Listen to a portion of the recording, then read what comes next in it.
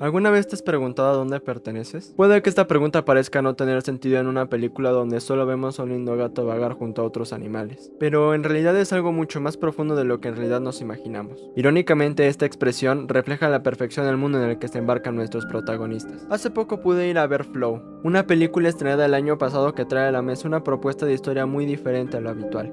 Y esa será la cita de hoy. Revisaremos esta fantástica película de animación que tan bien han hablado de ella en internet. ¿Realmente es una buena película? ¿Qué mensajes puede contener? ¿Realmente merecía ganar el Oscar? Descubriremos todo eso y más a continuación. Pero antes de nada, ¿de qué trata Flow? Por cierto, aclaremos que este video contiene spoilers. Un aviso para todos aquellos que aún no han podido ver la película, que no sé qué estás haciendo aquí si no lo has hecho.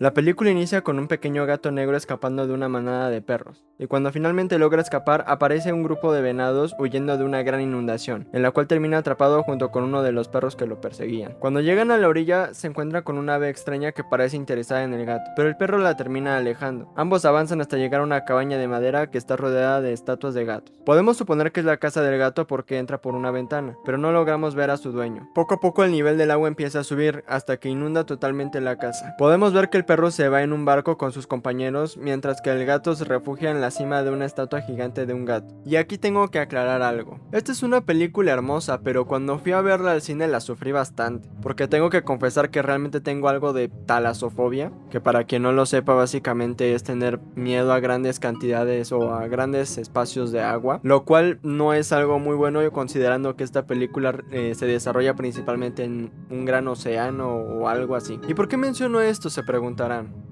Bueno, resulta que en esta parte se nos presenta una criatura que nos acompañará durante el resto de la historia. Una maldita ballena gigante. Aunque no sabría realmente decir si es justo decirle ballena porque no sabemos ni de qué tipo de ballena es ni de dónde salió.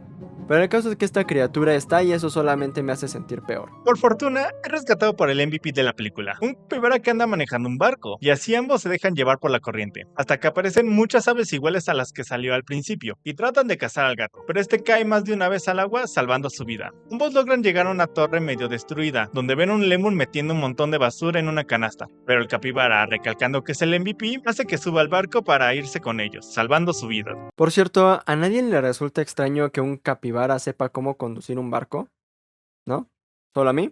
Sigamos con la historia. Más adelante vemos que llegan a una isla donde el gato se vuelve a encontrar con el perro amigable. Afortunadamente para él, los demás perros no se encuentran en esa isla, pero lo que sí se encuentra ahí es una parvada de aves de la misma especie de la de antes. Obviamente tratan de devorarlo, pero una de ellas, posiblemente la del inicio de la película, lo defiende, peleando con otra ave que, asumimos, es el líder de la parvada. Lastimosamente pierde y es expulsado del grupo, no sin antes llevarse una ala rota como castigo. Esta ave se une al grupo del gato y ambos, junto al capibara, el lemur y el perro, se van en el barco con dirección a unos pilares extraños que se han estado viendo de fondo a lo largo de la película. Mientras el ave maneja el barco, ¿en serio quién le enseñó a estos animales cómo manejar un barco? Yo soy una persona y yo no sé manejar un barco, ¿ustedes sí? Mientras el ave maneja el barco vemos cómo llegan a unas estructuras bastante extrañas y de apariencia un tanto antigua. Luego de un rato el perro le dan ganas de jugar con una bola de cristal que hemos estado viendo a lo largo de la película, pero que estaba muy de fondo. Pero el ave termina lanzándola fuera del barco, lo que hace que el lemur se enoje y quiera recuperarla, porque ya saben, cosa brillante. Tratando de convencer a la fuerza al ave para que dé vuelta para recogerla, terminan tirando al gato y al capibara. Mientras el barco se queda atorado en una rama, el capibara trata de recuperar la bola de cristal, pero parece que este animal y yo tenemos bastante en común, ya que se retracta de esta decisión en cuanto ve que la ballena se empieza a acercar. Y sí, ¿no? Con semejante monstruo en el agua, ¿quién no? Y es ahí cuando ocurre algo curioso a estas alturas de la película. El gato se lanza al agua para cazar algunos peces y que puedan comer él y sus compañeros. Uno podría pensar que quizás se está empezando a perder su miedo al agua. Cuando ya están más cerca de los pilares, se reencuentran con los otros perros del principio en un campanario hundido, y estos, por buena gente, los dejan subir a su barco, o en este caso, buenos animales. Desde ese momento se ponen bastante incómodo el ambiente, ya que se portan bastante groseros y abusivos. Se comen los peces que cazó el gato y hasta llegan a romper un espejo que era importante para el león, pero no hay tiempo para peleas, ya que una fuerte tormenta los alcanza mientras más se acercan a las altas torres. En ese momento también pueden ver varios barcos destruidos a las orillas de ese lugar, quizás presagiando un final catastrófico. La tormenta poco a poco se pone peor, y cuando intentan esquivar un pilar, terminan rompiendo el timón del barco. El gato ve que el ave se aleja volando hacia unas edificaciones que están a la orilla de la torre más alta. Habían llegado a su destino, y con ello el inicio del fin de su viaje, por lo que decide lanzarse al agua para ir tras él. Cuando llega a las estructuras, sube por las escaleras para llegar a la cima. Ahora, a continuación probablemente viene la escena más complicada de explicar de toda la película. Cuando el gato llega a la cima, puede ver que el ave se encuentra viendo al cielo atentamente, por lo que camina y se sienta a su lado, mirando a la misma dirección. Ahí pasa algo bastante extraño y prácticamente sobrenatural, y es que, como si se tratara de una película de It, todo a su alrededor empieza a flotar. Las gotas de agua se elevan y con ellas el ave y el gato. En el cielo se puede ver que aparece una brillante luz que apunta a un círculo que está tallado en la piedra encima de la torre, y los animales flotan en su dirección. En esta escena podemos ver algunos de los planos más hermosos de esta película. Cualquier frame aquí es digno de un wallpaper. Luego, vemos que el ave toma una decisión bastante extraña, porque se va volando hacia la luz que apareció en el cielo. Por un segundo parece que hay un objeto sólido oculto entre las nubes que produce esa luz, y cuando el ave se acerca a ella, pareciera que se posara sobre la fuente, fundiéndose con ella. En fin, la escena continúa con la luz desapareciendo del cielo junto al pájaro, y el gato lentamente empieza a bajar. Cuando se da cuenta de que el ave no volverá, regresa corriendo hacia los escalones de antes, donde puede ver el barco con los otros animales a lo lejos. El gato trata de llegar hacia ellos, pero parecen estar demasiado lejos y termina quedando cansado, por lo que usa la bola de cristal que anda flotando por ahí para no hundirse. Y ahí ocurre una cosa bastante extraña. El agua empieza a descender lentamente, como si Dios en persona hubiese quitado el tapón de la coladera y dejara que toda la inundación se fuera por ahí. Cuando todo el agua se va, el gato vuelve a tocar la tierra y los árboles quedan al aire libre nuevamente. Lo primero que hace el gato entonces es ir corriendo a buscar al resto de sus compañeros en el barco. Logra encontrar el lémur sentado en una silla de piedra rodeado de otros lémures que pudimos ver antes en la película. Todos se encuentran viendo su propio reflejo en el espejo roto. El gato lo mira como si tratara de llamarlo y luego se aleja. Sin embargo, puede ver que el lémur que lo acompañó en su viaje nuevamente se une a él para buscar a los demás animales. Cuando logran encontrar el barco, ven que está colgado de un árbol a punto de caer a un precipicio, pero con una cuerda logran jalarlo a la orilla para que puedan bajar todos los animales, aunque el capibara se queda atrás, y cuando todos los animales tratan de ayudarlo, un conejo pasa corriendo por ahí, lo que hace que todos los perros, menos el que nos acompañó durante toda la aventura, salgan corriendo atrás de él, quedando solamente el grupo original. Malditos perros. Afortunadamente, logran salvar al capibara antes de que el barco caiga al abismo. Cuando los animales ya están a salvo, nuevamente escuchamos algo que marcó el inicio de todo este desastre. Un grupo de venados corriendo hacia ellos, lo que obviamente alarmó al gato. De pronto sale corriendo en la misma dirección que los venados, y en su camino termina encontrándose con esa extraña ballena que lo estuvo siguiendo toda la película. Y ahora que está en la superficie y lo podemos ver bien, puedo confirmar las dos cosas. La primera es que definitivamente no es una ballena normal. Tiene unas protuberancias bastante extrañas que no corresponden con ese animal. Y segundo es que yo no estaba realmente nada equivocado cuando sentí miedo de ver esa cosa acercarse. Digo, miren lo que es eso, literalmente es un monstruo marino. Aunque para serles sincero debo confesarles algo. Esta escena logró hacerme sentir tristeza y compasión por una criatura que en otras circunstancias sería material de pesadillas perfecto para mí. Esta criatura se veía triste, vulnerable y moribunda, y el gato lo sintió también. Ambos se miraron a los ojos y pudieron conectar por un segundo. Probablemente compartieron el mismo pensamiento. Poco después los animales amigos del gato llegaron corriendo a donde estaba él. Entonces el gato hizo un gesto que repitió varias veces a lo largo de la película y que comentaremos más adelante. Caminó lentamente hacia un pequeño charco que había por ahí y se quedó mirando su propio reflejo. Y justo después, sus amigos animales se sentaron a su lado y compartieron el momento viendo también sus respectivos reflejos en aquel charco, finalizando así la película. ¿Qué? ¿Cómo? ¿En serio así termina la película? Sí, como lo escuchan, toda esta película culmina en esta escena. Cuando estaba en el cine y aparecieron los créditos, mi cara era exactamente igual a la de ustedes en este momento. Realmente pienso que fue una gran película, pero tenía mucho que procesar en ese momento, sobre todo pensando en este video. Y junto a mis amigos estuve debatiendo varias horas sobre sus simbolismos, al igual que su apartado técnico, y creo que pudimos llegar a unas conclusiones bastante interesantes que revisaremos a continuación.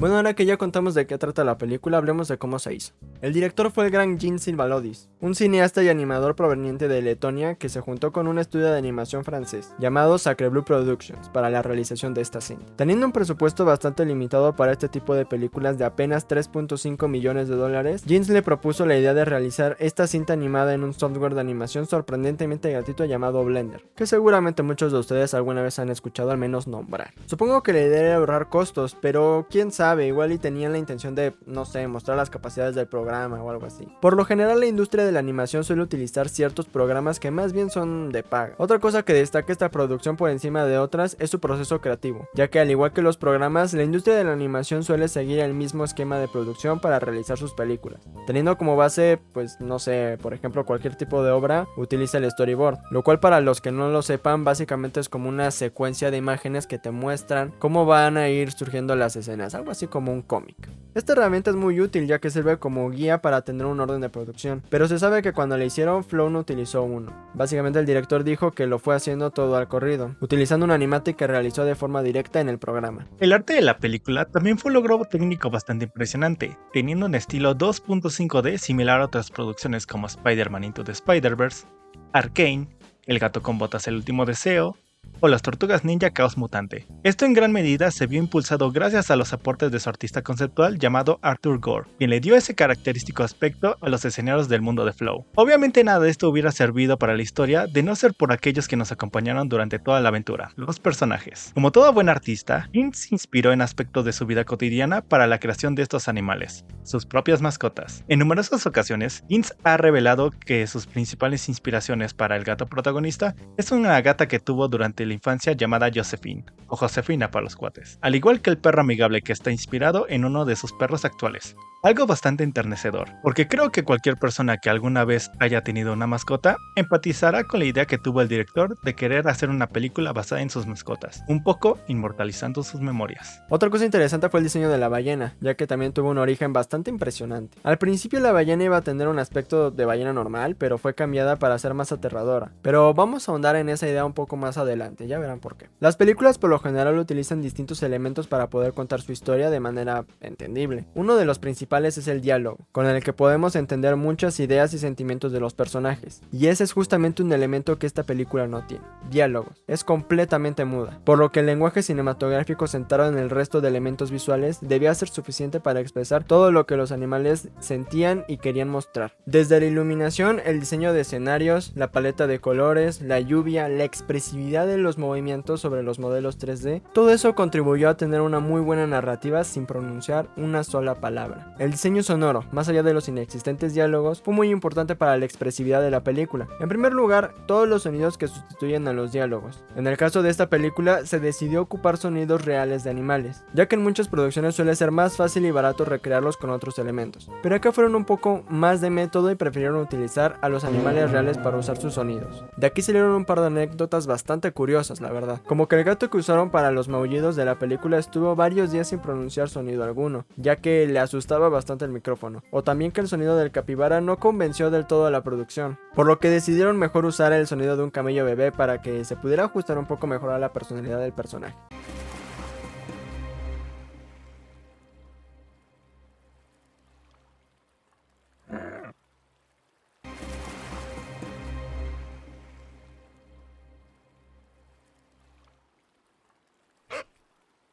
Detalles como estos son muy importantes para que la visión del director se cumpla al pie de la letra, todavía más si vas a animar encima de esos sonidos. Por otro lado, se encuentra la música que utilizaron, ya que en el cine mudo suele ser muy importante para que el espectador pueda entender de mejor manera las emociones que se buscan transmitir. El acompañamiento musical fue de suma importancia, ya que logró enfatizar las distintas emociones del protagonista al momento de enfrentarse a los peligros de este mundo y ver que no tenía el control de la situación, teniendo un cambio musical acorde a los cambios vistos en cada escena, desde situaciones más tranquilas y amenas hasta momentos de mucha más tensión e inquietantes, siempre contribuyendo a esta idea de expresar las emociones del momento. Obviamente no puedo colocar ninguna pista de audio aquí, ya que nos podrían llegar a reclamar el video. Es bastante impresionante como grandes películas de la industria animada suelen necesitar enormes granjas de renderizado para poder realizar sus películas. En el caso de Flow no fue necesario todo esto, pues fue renderizado en un estudio con muchas menos computadoras de los que uno podría pensar. Quiero decir, miren sus oficinas, literal, parece el garage de alguien. Impresiona aún más si sabes que cosas como el agua de la película fue lo más complicado de animar. No es sorpresa que haya sido bastante premiada. En cuanto a ganancias, esta película logró recaudar más de 20 millones de dólares, siendo México la que más contribuyó a la taquilla con alrededor de 6 millones de dólares. No por nada el director le ha agradecido tanto a México por ello. De nada. A lo largo de la cinta pudimos ver varios elementos y detalles que nos hicieron pensar que podría haber muchos simbolismos dentro del cómo nos contaban esta historia. Y es que a pesar de que podremos resumir toda la película en yo y los panas yendo al cerro, sabemos que tiene un mensaje mucho más profundo de lo que podemos imaginar. Honestamente podremos hacer un video entero dedicado solamente a este tema, a desentrañar cada uno de los simbolismos, pero vamos a tratar de resumir los más relevantes para poder presentar un video más completo. Pero primero que nada, ¿cuál podríamos decir que es el gran mensaje que presenta esta película? Siempre puede ser muy interpretativo y subjetivo, pero creo que en este caso son bastante claros con lo que quieren transmitir. Es un viaje de una búsqueda de la identidad y de encontrar un verdadero hogar, de cómo forjar una amistad y enfrentar el miedo a lo desconocido, a salir de tu zona de confort. Este mensaje la película lo muestra de varias formas, y con muchos elementos que nos refuerzan estas ideas. Uno de los más claros es el caso de La ballena, que por si la propia cinta no lo dejara bastante claro ya, el director llegó a tuitear su significado, afirmando que es una representación de los miedos más profundos del gato, tanto al agua y la catástrofe en sí, como a generar conexiones con los otros animales. Incluso llegó a afirmar que al principio de la producción, este personaje iba a tener un diseño de una ballena normal, pero después creyó que debía tener un diseño mucho más aterrador, quizás algo similar a una especie de leviatán o algo por el estilo, para que pudiera transmitir de mejor forma ese miedo que le provoca al gato y que yo particularmente comprendo bastante bien. Es un elemento que justamente aparece en el momento en el que la inundación destruyó el mundo que el gato conocía, y terminó muriendo cuando la catástrofe había terminado. En ese momento incluso pudo verse débil y vulnerable ante la realidad de ver que el gato había superado su miedo al agua. Y es que desde el principio podemos entender que todos estos personajes tuvieron que atravesar física y metafóricamente por un proceso de evolución en cuanto se toparon con algo que rompió el mundo que conocían, la gran inundación. El gato, a ser el protagonista de esta historia, es el personaje que tiene la evolución que mayor representa el mensaje de la película. Inicia viviendo solo, en un mundo que no parece tener humanos. Vive rodeado de figuras que solo lo muestran y representan a él. La cabaña de madera es su mundo, y la inundación es el rompimiento de eso. Lo obligan a salir de ahí. Otra cosa que acompaña al gato de manera involuntaria es esa esfera de cristal, representando el último que queda de su antiguo hogar en la cabaña. Y la interpretación que nosotros le damos es como se aferra al recuerdo de algo conocido. Si han viajado o estado mucho tiempo fuera de casa, no me mentirán cuando les pregunto que si llevan algo de su hogar consigo, incluso simplemente las fotos que tienen con sus familiares o amigos. Son esos recuerdos que llevamos con nosotros siempre, y no es casualidad que esa esfera estuvo siempre con el gato hasta el final, siendo su salvavidas literal y figurativamente, aferrándose a ese recuerdo de lo que conocía como hogar. No siendo hasta que baja la inundación y se reencuentra con los demás es que no volvemos a ver esa esfera, ya que pudo encontrar ese nuevo hogar. Toda la película es un ciclo, y eso se demuestra con un elemento en particular, los reflejos del gato. Hay algunos momentos en concreto donde el gato observa su reflejo en el agua, mostrando los cambios que tuvo a lo largo de la obra. Y esto lo confirmó el propio director, quien menciona en su Twitter que, a principios de la cinta, su reflejo lo mostraba solo y tembloroso, pero al final de la obra lo muestra acompañado, más tranquilo y brillante. Pero no solo el gato es quien atraviesa esta travesía, todos los demás animales también tienen sus pequeños arcos y desarrollos en los cuales se van ayudando mutuamente a seguir. Y si me lo preguntan a mí, ese es el verdadero significado de la palabra familia. Por ejemplo, el lémur. Siendo un personaje bastante egoísta y materialista, incluso cuando lo encuentran por segunda vez, es gracias al capibara que se salva, ya que no era consciente de su propio entorno, y al final dejando su suerte a los demás animales que lo acompañaron en su viaje, solo por la aceptación de los suyos. Por suerte recapacitó y ayudó al gato a encontrar al resto de la manada, porque nunca se lo hubiera perdonado. Y sé que ya lo hemos dicho mucho a lo largo de este video, pero el capibara es el mejor de todos, siendo la voz de la razón y la guía del grupo. Y es verdad, en la vida real los capibaras son de las especies más sociables, capaces de ser amistosos con todo tipo. Deberíamos aprender algo de ellos. Y es gracias a esto que el grupo siempre es capaz de mantenerse unido. De hecho, podríamos decir que en este tipo de grupos, un poco tirando a lo cliché, siempre hay un líder y un personaje que funge como el corazón del grupo. Ese es el caso del perrito amigable, ya que la idea de este personaje es mantener el ambiente más tranquilo, teniendo sus momentos de ternura y amistad con los otros animales, demostrando en los momentos cruciales quiénes son sus verdaderos amigos, pasando de estar con un grupo de perros que son bastante abusivos, la verdad, a un grupo de animales que son mucho más variados pero unidos entre sí. Se podría decir que todos estos personajes tienen un desarrollo bastante marcado, a diferencia del último personaje del grupo, el ave. Este es sin dudas el más extraño de todo el equipo. Comienza con una presencia imponente que podría representar un peligro para el gato al ser uno de sus depredadores.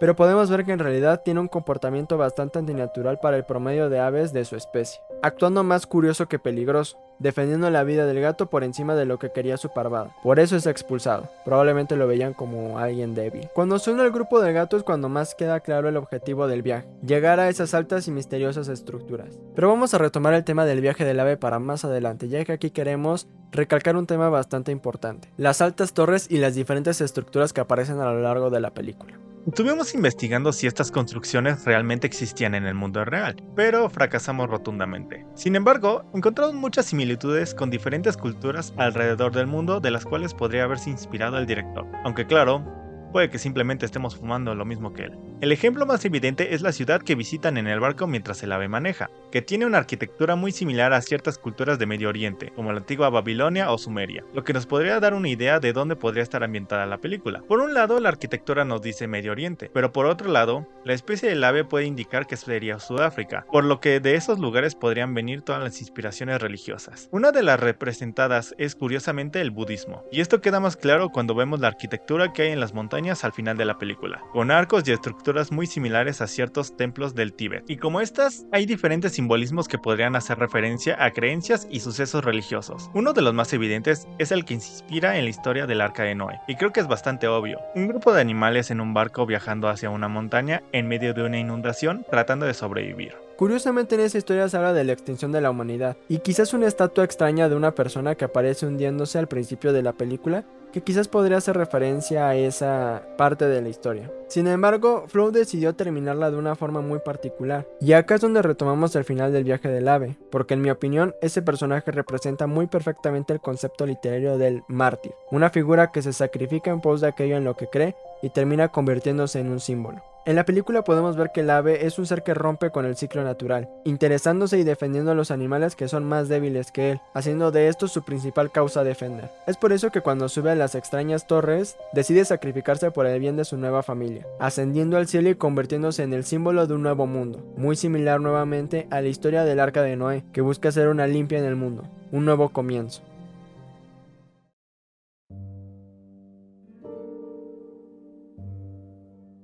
Todo lo acontecido nos termina llevando a esto. Nuestras decisiones son las que nos guían en los caminos que tomamos, las amistades que forjamos y las creencias que tenemos. Pero al final, solo somos un grupo de personas interpretando una película que, a pesar de no tener ningún diálogo, nos habló a lo más profundo de nosotros. Y como el propio autor dijo en un tuit, para mí es mucho más importante crear una experiencia emocional que transmitir un mensaje. Es algo que no puedo explicar con palabras. Si pudiera, no necesitaría hacer esta película.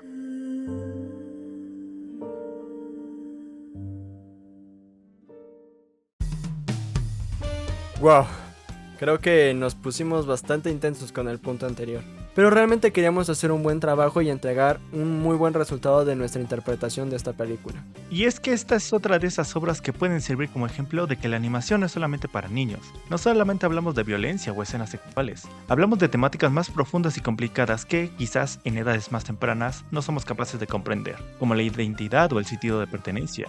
¿Realmente es correcto el camino que estoy tomando? ¿Estaré rodeado de la gente correcta? ¿Cuál es el significado de la palabra hogar? Cuando comenzamos a escribir este guión todavía no había pasado la ceremonia de los Oscars, y realmente todavía había muchas dudas sobre qué película iba a ganar el premio a la mejor película animada.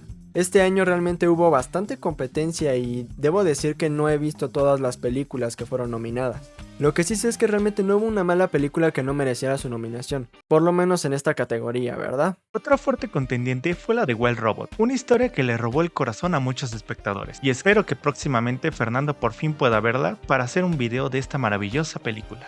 Sin embargo, para sorpresa y alegría de todo el mundo en realidad, la ganadora finalmente fue Flow. Una película de animación independiente y con un presupuesto ínfimo en comparación con el resto de la industria. Obviamente tomando en cuenta las nominadas, ¿no? Y que proviene de un país llamado Letonia, un país cuyo nombre seguramente ninguno de ustedes había oído hablar. Debo decir que fue un resultado bastante satisfactorio, la verdad. Especialmente viendo cómo lo celebró el propio director de la película, ya que fue un restaurante de comida rápida e hizo publicaciones con varios fanarts de agradecimiento y algunas animaciones bastante graciosas, la verdad.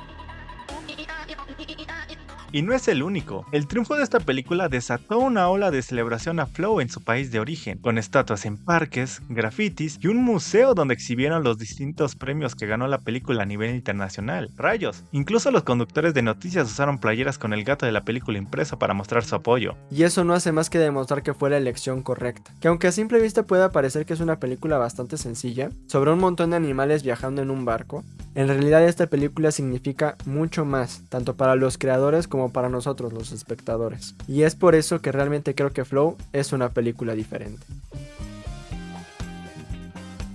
Y bueno, eso fue todo por esta ocasión. Originalmente planeaba que este video fuera más corto y conciso, pero terminó alargándose demasiado con todo lo que queríamos decir. Estoy bastante seguro de que este video será toda una pesadilla en edición. Pero bueno, no lo largo más. Desde Imagine Studios esperamos que les haya gustado mucho este video. Suscríbanse si quieren ver más contenido como este. Y si tienen alguna sugerencia sobre alguna serie o película de animación que quieren que reseñemos, pueden dejarlo en la caja de comentarios y los leeremos pacientemente. Hasta luego.